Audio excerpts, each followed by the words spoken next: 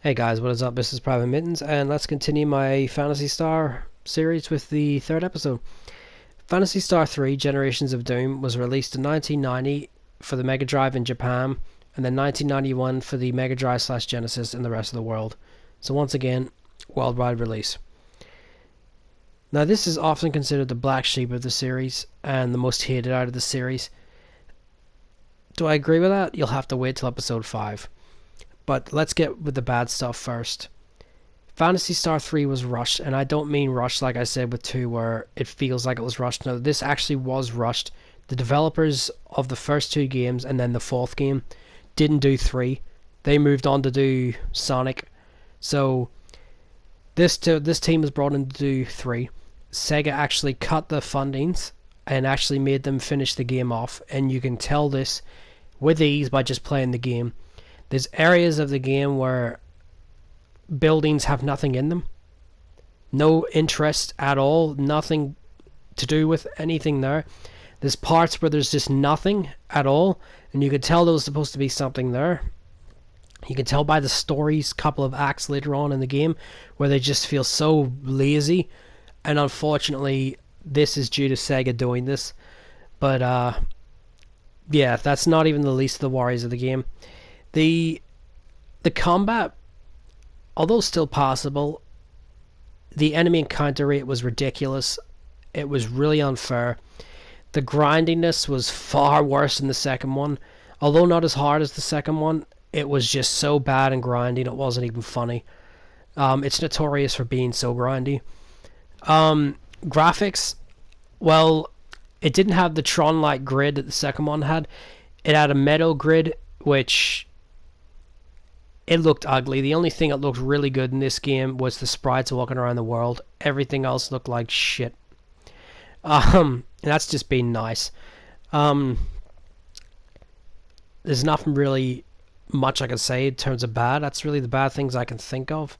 Just the rushed, all that there, and all that there. But anyone that's played the game is thinking, why aren't you bringing up the combat music?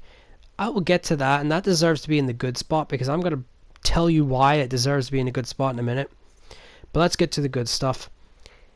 The game introduced an auto battle feature, which essentially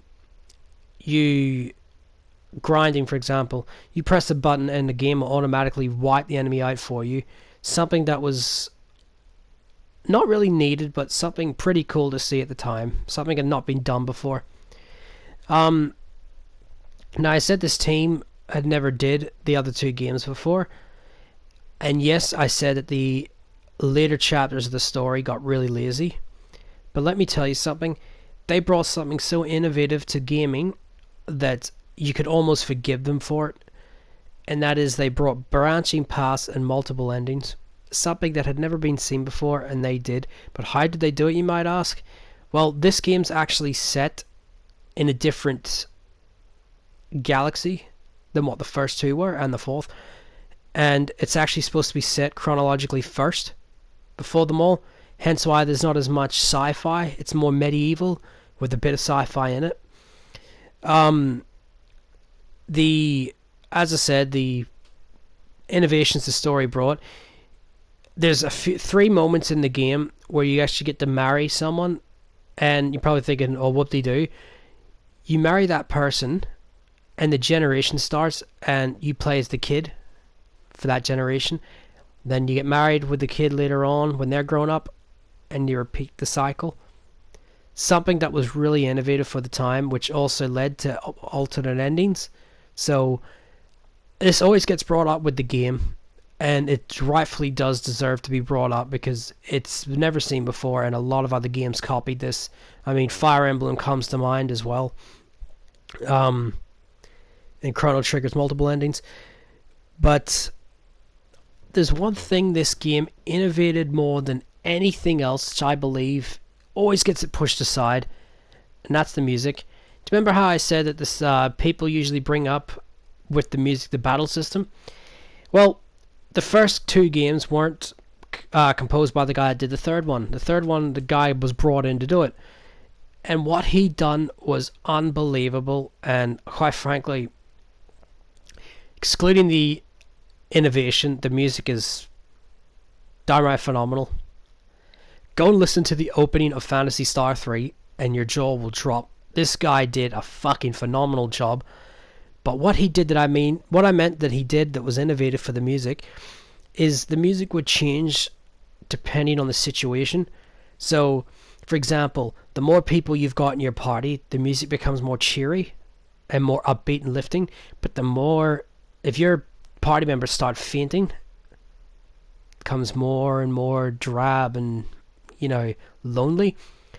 Combat music. Now, this is what everyone starts to bring up. The combat music. If you're winning a fight, the music changes to, uplift. But if you start losing the fight, the music will go back to you get, really fearful music. That was innovative at its time. I mean, Command & Conquer went and did this when Frank Capaldi went and did the series music to that.